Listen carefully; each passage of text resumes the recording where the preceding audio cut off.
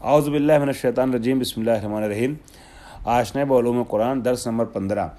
ہم نے گزشتہ درس میں مولا کائنات کے ذریعے سے مرتب کیے جانے والے مصحف کا تذکرہ کیا تھا اور یہ بیان کرنا چاہا تھا کہ سب سے پہلی شخصیت کہ جس نے قرآن مجید کو مرتب کیا ہے نبی اکرم کے جانے کے بعد، وہ ذات جو ہے وہ مولا کائنات کی ہے، اور مولا کائنات کو خود حضور سرور کائنات نے اس کام کے لیے مأمور کیا تھا، ذمہ داری سونپی تھی کہ قرآن تم کو آپ کو علی مرتب کرنا ہے۔ مولا کائنات اس کام کو انجام دیا۔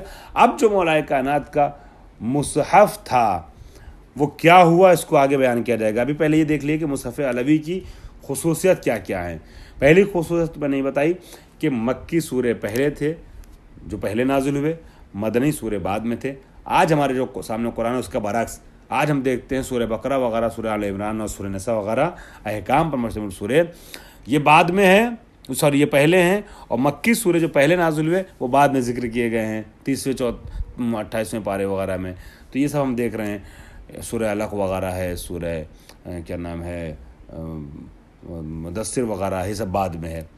لیکن حضرت علی نے ویسے ہی رکھا تھا ترتیب سوروں کی قرآن میں اپنے مصحف میں جیسے نازل ہوئے، تو اس سے آسانی ہوتی مراحل تشریح احکام کو سمجھنے کے لیے کہ کون سا حکم پہلے نافذ ہوا، کون سا حکم بعد میں نافذ ہوا، آیت کون سی ناسخ ہے کون سی منسوخ ہے۔ اب پتہ چلا منسوخ آیت جو ہے وہ بعد میں آ رہی ہے، ناسخ آیت پہلے آ رہی ہے، تو اس کو سمجھنا دشوار ہے کہ اس آیت نے اس آیت کے حکم کو منسوخ کیا ہے کہ نہیں کیا ہے۔ بحثیں ہو رہی ہیں، یہ بحثیں نہیں ہوتی اگر قرآن مجید کو اسی ترتیب سے رکھا جاتا جس ترتیب سے نازل ہوا تھا۔ دوسری چیز حضرت علی قرآن کی خصوصیت کیا ہے کہ اس میں قراءت آیات جو ہے وہ پیغمبر اکرم کے زمانے میں کی گئی اصلی قراءت جو ہے اس کے اعتبار سے آپ نے سنا ہوگا قراء سبا، بعد میں کیا ہوا، کوئی کسی طریقے سے قرآن پڑھ رہا ہے، کوئی کسی طریقے سے قرآن پڑھ رہا ہے، کوئی کسی لفظ کو کسی طریقے سے پڑھ رہا ہے، کوئی کسی لفظ کو کسی الگ الگ طریقے سے لوگ قرآن پڑھنے لگے۔ بعد میں قرآن کے ماہرین نے اور مسلمانوں نے اور علماء نے اور دانشوروں نے یہ کہا ہے ایسے اگر بے راہ روی ہوئی تو بڑا گڑبڑ ہو جائے گا، قرآن مجید کو لاکھ لوگ لاکھ طریقے سے پڑھیں گے، لہٰذا 7 قاریوں کے اوپر اتفاق کیا گیا کہ جیسے حفص عاصم وغیرہ ہے، مثلا ایک روایت ہے کہ حفص نے عاصم سے روایت کی کہ اس طریقے سے پڑھا جائے گا اس لفظ کو، تو اس طریقے سے جو ہے 7 قاریوں میں، جس کا آگے ذکر آئے گا، 7 قاریوں کی قراءت میں قرآن کو محدود کیا گیا کہ یہ قاری جیسے پڑھ کے گئے بس ویسے ہی قرآن کا پڑھنا جائز ہے اور صحیح ہے، ورنہ باقی تلاوتوں کو قبول نہیں کیا جاتا ہے۔ یہ جو حالات بنے کہ ہر قاری اپنے اعتبار سے پڑھ رہا ہے، سب کی الگ الگ قراءت، اور ابھی بھی حد بندی کے باوجود 7 طریقے کی قراءتیں ہیں جس میں آپ یقین نہیں کر سکتے ہیں کون سی واقعی اور صحیح قراءت ہے۔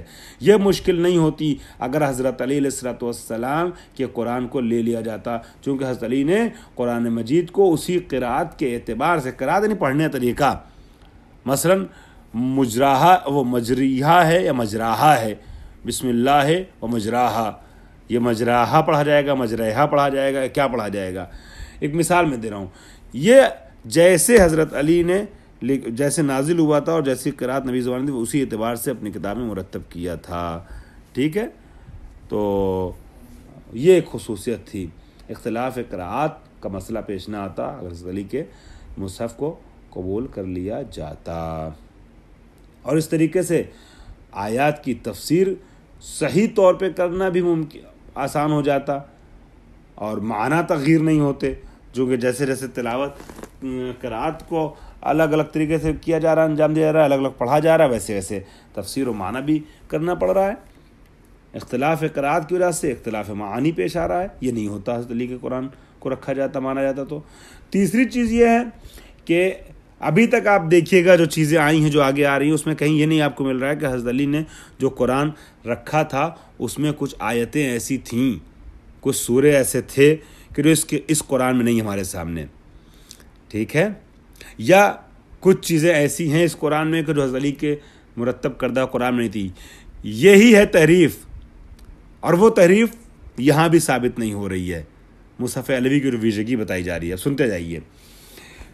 تیسری چیز کیا ہے، حضرت علی نے حاشیے لکھے تھے، یہ نہیں کہ آیت کچھ ایکسٹرا لکھی تھی، سورے کچھ ایکسٹرا لکھے تھے، نہیں، حاشیے لکھے تھے مصحف کے اوپر۔ حاشیے میں کیا تھا، آیت تو وہی ہے جو ابھی ہے، لیکن سبب نزول لکھا تھا، کون سی آیت کیوں نازل ہوئی، تعویل لکھا تھا کہ اس آیت سے کیا مراد ہو سکتا ہے.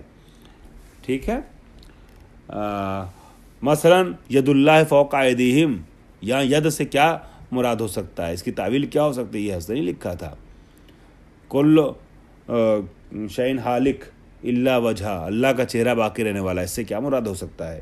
یہ سب تعویلات حضرت علی نے اپنے قرآن میں تحریر کی تھیں، جو بعد میں اختلافات کا سبب بن رہے ہیں کلمات.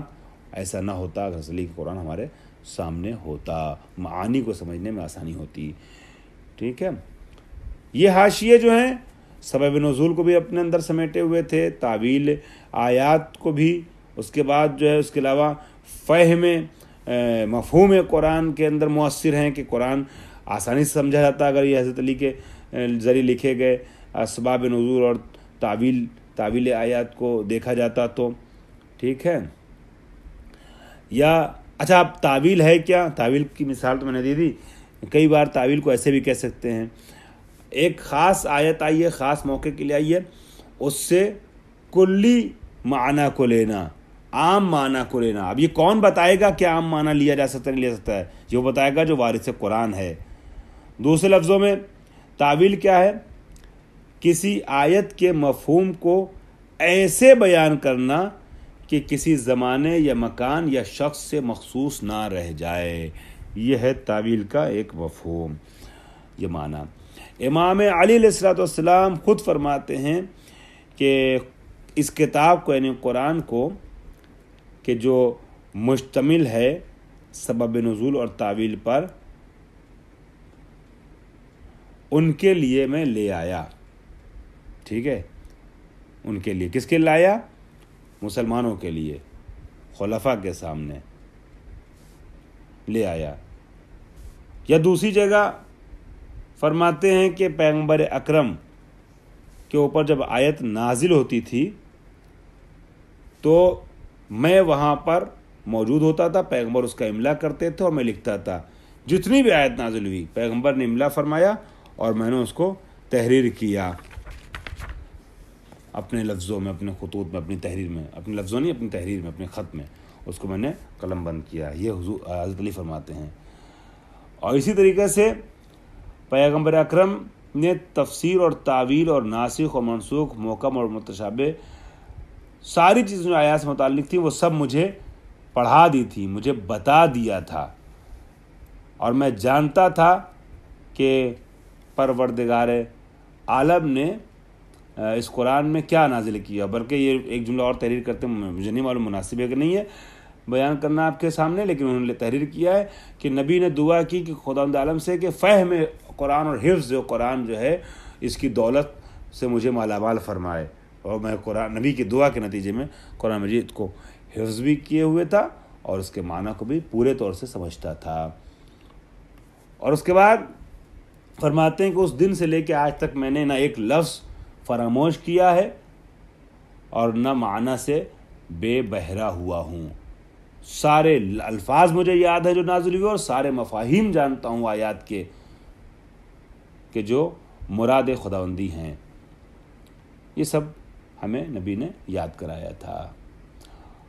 مصحف امام علی کن چیزوں پر مشتمل ہے، خلاصتاً پھر سے بیان کرتے ہیں.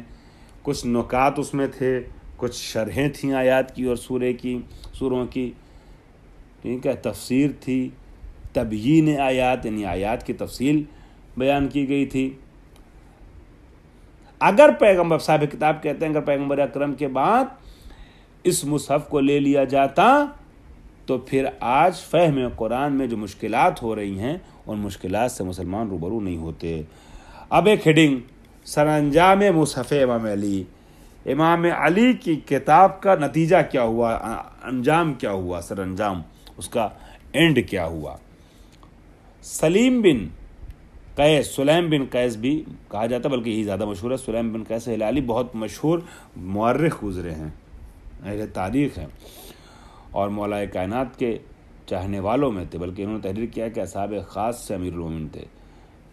اگر اصحاب خاص سے امیر المومنین سے تھے تو بہت طولانی عمر پائی تھی انہوں نے، کہ سن 90 ہجری میں یعنی حضرت علی کی شہادت کے تقریباً جو ہے وہ 50 سال کے بعد دنیا سے گئے ہیں، اور اس کے بعد بھی اصحاب علی میں تھے۔ لیکن یہ مسلم ہے کہ خوش عقیدہ امام کے چاہنے والے عاشق شیعہ اور یعنی بہت ہی معتبر مورخین میں سے گزرے ہیں سلیم بن قیس۔ تاریخ کی جو بہت سی روایتیں جو بعد میں بیس قرار پائیں بڑے بڑے محققین کے لیے، وہ سلیم بن قیس ہلالی کی کتاب ہے کی روایتیں ہیں۔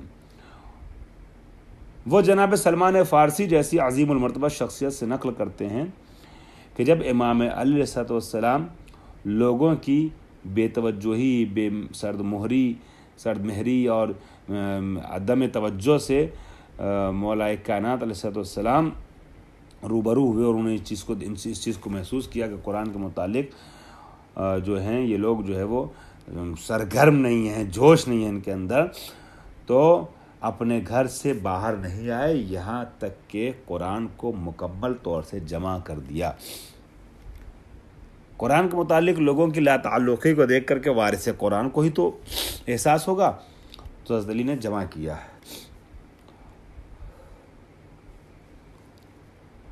قرآن حضرت علی کے جمع کرنے سے پہلے کاغذوں پر، تختوں پر، اسپورٹ پر لکھا ہوا پتوں پر موجود تھا، لیکن حضرت علی ایک کتاب کی شکل اختیار کری۔ قرآن کو جب مرتب کر لیا، جمع کر لیا، تو دربار مسجد میں لے کر کے آئے، اور مسجد میں اصحاب کے موجودگی میں خلفاء کے سامنے، خلیفہ اول کے سامنے، خلیفہ اول کے دور میں، معذرت چاہتا ہوں مجھے تھوڑا سا زکام محسوس ہو رہا ہے، بہت معذرت۔ تو مولا کائنات نے مسجد میں پیش کیا۔ خلیفہ اول کے اطراف میں جو لوگ تھے ان میں سے کسی ایک نے حضرت علی کو عجیب جواب دیا۔ آپ نے لوگوں سے کہا جو وہاں موجود تھے کہ رسول اکرم کی وفات کے بعد ابھی تک میں جو تمہارے درمیان موجود نہ تھا اور تمہاری نظروں سے اکثر اوجھل رہا کرتا تھا، جب معاشرے اور سماج سے، سوسائٹی سے ذرا سا دور تھا، وہ میں کس چیز میں مشغول تھا؟ اس قرآن کو جمع کرنے میں مشغول تھا، اور میں نے جو کچھ بھی قرآن نبی پر نازل ہوا تھا وہ سب یہاں جمع کر دیا، اس کتاب میں سب لے آیا ہوں۔ تمام آیتیں کہ جو نبی پر نازل ہوئی نبی نے میرے سامنے پڑھا، اس کی تفسیر و تعویل بیان کی، اور میں نے اس کو لکھ دیا یہاں پر، تاکہ تم یہ نہ سمجھنا کہ ہم اس چیز سے کبھی غافل تھے، اور کہیں نہ کہیں فرمانا چاہ رہے تھے کہ غافل نہ ہو جاؤ۔ اس وقت دربار کے یا خلیفہ اول کے حوالیوں میں سے کسی ایک نے، جو بہت زیادہ یعنی رؤسا میں شمار ہوتا تھا، آگے بڑھ کے بولتا تھا، انہوں نے احتیاط کی ہے کہ اس کا نام نہیں لکھا ہے، ورنہ آپ سمجھ رہے ہیں اور ہم بھی سمجھ رہے ہیں کہ وہ کون شخص تھا۔ انہوں نے نام نہیں لکھا، لہٰذا ہم بھی نام نہیں لے رہے، مگر سمجھنا آپ کے لیے بھی آسان ہے۔ اس نے حضرت علی سے کھڑے ہو کر کے یہ آواز دی کہ ہمیں تمہارے لائے ہوئے قرآن کی ضرورت نہیں ہے، جو کچھ ہمارے پاس ہے وہی ہمارے لیے کافی ہے۔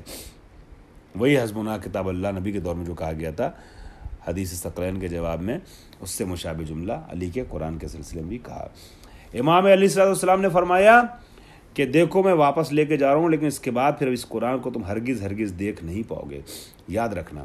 اب جب عثمان کی خلافت کے دور میں خلافت سوم میں، خلافت ثالثہ میں الگ الگ وہ ہو گئے، مصحف ہو گئے، زید بن ثابت کا مصحف الگ ہے، عبداللہ بن مسعود کتاب الگ ہے، ابن عباس کتاب الگ ہے، فلاں کی جب کتابیں ابی ابن کعب کی الگ الگ کتابوں کی شکل میں قرآن بٹ گیا، تو طلحہ ابن عبید اللہ نے حضرت علی سے فرمایا، عرض کیا کہ آپ کو یاد ہے کہ آپ نے ایک مصحف جمع کیا تھا اور لوگوں کے سامنے رکھا تھا، لیکن لوگوں نے قبول نہیں کیا۔ حضرت اگر وہ آج ہوتا تو کیا یہ اختلاف جو ہے وہ دور نہ ہو جاتا؟ حضرت علی خاموش رہے۔ اس نے جب دوبارہ اس سوال کو دہرایا تو حضرت علی صلی اللہ علیہ وسلم اس سے کہتے ہیں کہ یہ جو قرآن تم دیکھ رہے ہو تمہارے سامنے جو ہے، کیا پورا قرآن نہیں ہے؟ طلحہ نے کہا کہ ہاں پورا قرآن تو ہے۔ تو حضرت نے فرمایا جب پورا قرآن ہے تو اس کے بعد پھر اس قرآن کی تمہیں ضرورت نہیں ہے جو میں لے کے آیا تھا، اگر اسی پر عمل کرو گے تو کامیاب ہو جاؤ گے۔ ٹھیک ہے، اب اس کے بعد کیا جملہ ہے اس کو میں اگلے درس میں بیان کروں گا۔ واخر دعوانا الحمدللہ رب العالمین۔